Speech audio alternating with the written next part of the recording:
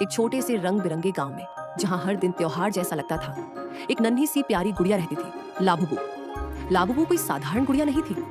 उसकी आंखें तारों की तरह चमकती थीं और उसकी मुस्कान ऐसी कि मानो सबसे गुस्सैल चेहरे को भी हंसा सकती थी। लेकिन उसके पास एक ऐसा राज था जो किसी को पता नहीं था। उस गांव में पिकू और उसकी दो सबसे बेस्ट सहेलियां रहती थी, अवनी और ओजस्वी।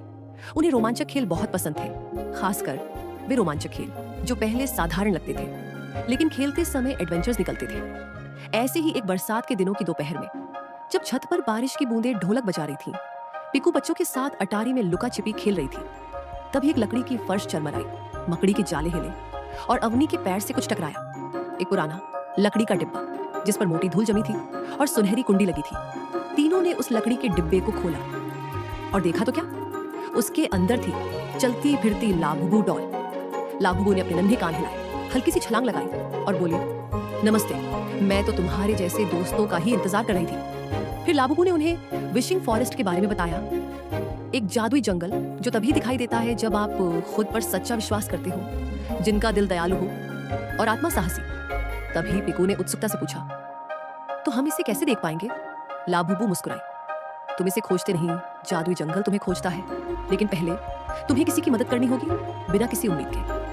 अगले दिन पीकू और उसके दोस्तों ने एक बूढ़े आदमी को एप्पल की भारी टोकरी उठाते देखा। बिना सोचे समझे वो तीनों सहेलियां दौड़कर उस बूढ़े आदमी की मदद करने लगी। बूढ़े ने मुस्कुराकर धन्यवाद कहा और जैसे ही बच्चे वहां से आगे बढ़े, हवा चमकने लगी और उनकी आंखों के सामने एक सुनहरा बड़ा सा दरवाजा उभर आया जो हल्की सी गुनगुनाहट करता हुआ उन्हें बुला रहा था। जैसे ही वे दरवाजे से अंदर गए, चारों ओर की दुनिया बदल गई। पेड़ पत्तों की सरसराहट में राज फुसफुसा रहे थे, फूलों को टच करते ही वे खिलखिला उठते और जुगनू हवा में नन्ही टॉर्च बनकर चमक रहे थे। लाबुबू पीकू, अवनी और ओजस्वी को जादुई ट्री ऑफ विस्पर्स यानी फुसफुसाहट के पेड़ के पास ले गई। उसका तना सुनहरी लकीरों से चमक रहा था। ट्री ऑफ विस्पर्स ने गहरी आवाज में पूछा, वो क्या है जो बांटने पर बढ़ता है लेकिन अपने पास रखने पर खत्म हो जाता है? अवनी ने कहा, खाना।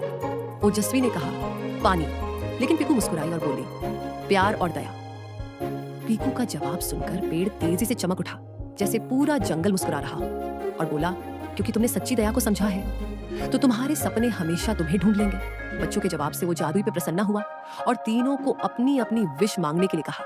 बच्चों ने एक एक करके छोटी छोटी इच्छाएं मांगी, अपने परिवार, दोस्तों और गांव के लिए, अपने लिए नहीं, और सबकी विश तुरंत पूरी हो गई। उस दिन के बाद पीकू और उसके दोस्तों को समझ आ गया, असली जादू मांगने में नहीं, देने में है। और लाबुबू, वो तो उनके साथ ही रह गई, अगली यात्रा का इंतजार करती हुई। दोस्तों, क्या आप जानते हो कि